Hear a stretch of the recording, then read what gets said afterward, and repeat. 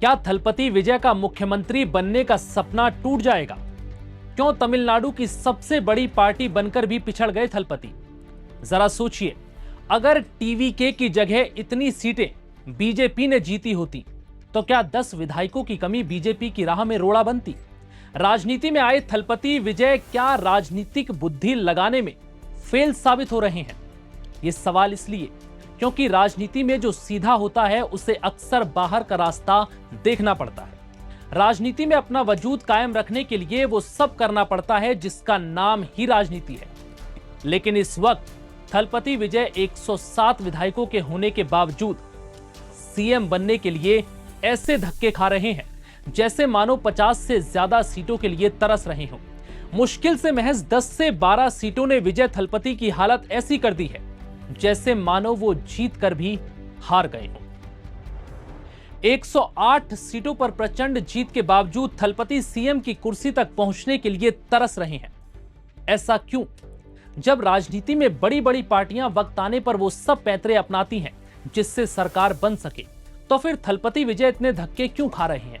ये जानते हुए भी कि विपक्षी दलों में इस वक्त इतना दम नहीं है कि वो थलपति की टीवीके को सरकार बनाने से रोक सके, तो फिर थलपति को किस बात का डर सता रहा है? नंबर गेम में भी विपक्षी दल एकजुट हो जाए तो भी थलपति का कुछ नहीं बिगाड़ सकते। ये जानते हुए भी थलपति बचे हुए विधायकों का मजबूती से इंतजाम क्यों नहीं कर पा रहे? ऊपर से उन्हें ऐसा लग रहा है कि कहीं उनका सीएम बनने का सपना ना टूट जाए। ऐसा हम इसलिए कह रहे हैं क्योंकि बिना आंकड़ों को जाने परखे टीवीके के विधायकों ने यह बयान दे दिया कि अगर डीएमके और एआईएडीएमके उनके खिलाफ साथ आकर सरकार बनाने की कोशिश करते हैं तो फिर टीवीके के सभी 107 विधायक इस्तीफा दे देंगे। जबकि विपक्षी दलों का किसी भी हाल में साथ आने के बावजूद सरकार बनाना संभव नहीं है, तो फिर टीवीके इतनी डरी हुई क्यों है? क्या इसका सबसे बड़ा कारण थलपति विजय का राजनीति में ना के बराबर अनुभव है, या फिर जोड़ तोड़ की राजनीति में थलपति की इतनी पकड़ नहीं है, या फिर विपक्षी दलों के विधायक तोड़ने का पैंतरा, या छुटपुट पार्टियों के विधायकों को अपने पाले में लाना, या ऐसी पार्टी को साथ में गठबंधन के लिए राजी कर पाने में थलपति विजय नाकाम साबित हो रहे हैं? ऐसा हम इसलिए कह रहे हैं क्योंकि हाल ही में विजय ने छुटपुट पार्टियों से समर्थन मांगा जिनके पास 2-2 या 1-1 विधायक हैं, लेकिन इन्हीं में से एक पार्टी वीसीके ने थलपति को घमंडी बता दिया।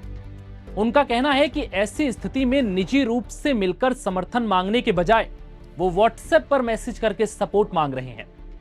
अगर ये सच है तो थलपति विजय राजनीति में अपने फिल्मी भौकाल की वजह से जरूर छा गए, लेकिन भविष्य में राजनीति में टिका रहना या सरकार चलाना थलपति के बस से बाहर लगता है, क्योंकि जिस तरह से वो समर्थन चाह रहे हैं ऐसे व्यवहार से वो किसी भी हालत में दूसरे दलों का समर्थन हासिल नहीं कर पाएंगे। थलपति विजय का ये कदम बताता है कि वो राजनीतिक गुर नहीं जानते, क्योंकि राजनीति ऐसी चीज है कि कभी कभी 107 विधायकों वाली बड़ी पार्टी को 8 से 10 सीटें जोड़ने के लिए बड़ा नरम रुख अपनाकर छोटी पार्टियों के दर पर भी जाना पड़ता है, जो कि विजय नहीं कर रहे। हालांकि 107 विधायकों वाली टीवीके को कांग्रेस ने अपने 5 विधायकों का समर्थन दे दिया, लेकिन बावजूद इसके अब भी कम से कम 6 और विधायकों की जरूरत है, और उससे भी ज्यादा जितने भी हो सके उतने विधायक थलपति के लिए फायदेमंद साबित हो सकते हैं, क्योंकि सरकार बनाने के लिए 118 विधायकों की जरूरत है और कांग्रेस के समर्थन के बावजूद अब भी टीवीके 6 विधायकों के लिए तरस रही है। अगर यह भी मान लिया जाए कि विजय को जैसे तैसे 6 विधायकों का इंतजाम और हो जाता है, तो इसकी क्या गारंटी है कि इनमें से एक भी विधायक अगले 5 सालों तक विजय का साथ नहीं छोड़ेगा? क्योंकि अगर एक भी विधायक इधर उधर होता है तो थलपति की सरकार अल्पमत में आ सकती है और विजय की कुर्सी को खतरा हो सकता है।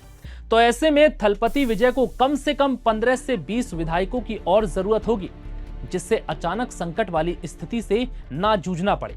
इसके लिए उन्हें किसी भी हालत में डीएमके या एआईएडीएमके के विधायकों को तोड़ना ही होगा, और अगर ऐसा करने में वो कामयाब नहीं होते तो फिर उनके सीएम बनने का सपना किसी भी तरह से पूरा नहीं हो सकता।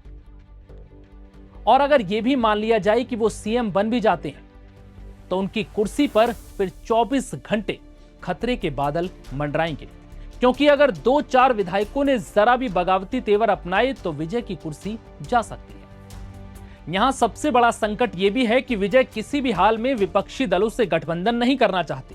चलिए ये ठीक है, लेकिन कुछ विधायक विपक्षी दलों से खींचने में थलपति को बड़ी राहत जरूर मिल सकती है, वो भी ऐसी स्थिति में जब खुद डीएमके और एआईएडीएमके के विधायक थलपति के साथ आने के लिए तरस रहे हैं।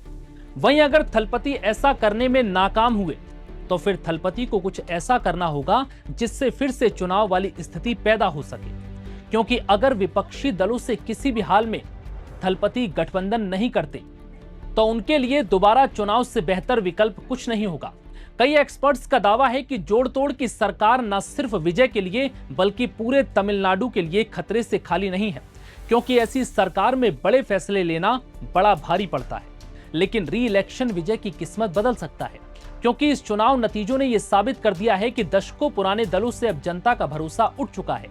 ऐसे में विजय के लिए अब री इलेक्शन सबसे अच्छा विकल्प है, जिससे अब यह मैसेज भी जाएगा कि जनता के दिल में अब विजय के लिए जगह बन गई है। तो फिर वोटर और बड़ी संख्या में लोग उन्हें मौका देने के लिए आगे आएंगे, लेकिन इसके लिए विजय को उसी मजबूत रणनीति से चुनावी मैदान में उतरना होगा जिससे जनता को पहले से भी ज्यादा मजबूत तरीके से अपने पाले में लाया जा सके और ये संदेश दिया जा सके कि दशकों पुरानी पार्टियां कैसे करप्शन को छुपाने और टीवीके जैसी नई पार्टी को सत्ता में आने से रोकने के लिए एकजुट हो गई, जिससे लोगों में थलपति के प्रति और विश्वास बढ़ेगा, जिसका असर भी री इलेक्शन में देखने को मिल सकता है। और टीवीके न सिर्फ पूर्ण बहुमत की सरकार बना सकती है बल्कि उससे भी कहीं ज्यादा सीटें ला सकती है। हालांकि तमिलनाडु की राजनीति में भविष्य में क्या होगा, ये थलपति और टीवीके की नई रणनीति तय करेगी। फिलहाल तमिलनाडु की राजनीति में इस वक्त भूचाल मचा हुआ है। The president of TVK, TD Vijay, has requested the INC for support to form a government in Tamil Nadu. INC is clear that the mandate in Tamil Nadu is for a secular government committed to protecting the constitution in letter and spirit. The INC is determined not to have the BJP and the proxies run the government of Tamil Nadu in any manner. Thiri Vijay has spoken about drawing inspiration from Perum Thalaivar Kamaraj also. Accordingly, the Congress leadership has directed the TNCC to take a final decision on Thiri Vijay's request, keeping in view the sentiments of the state reflected in the electoral verdict.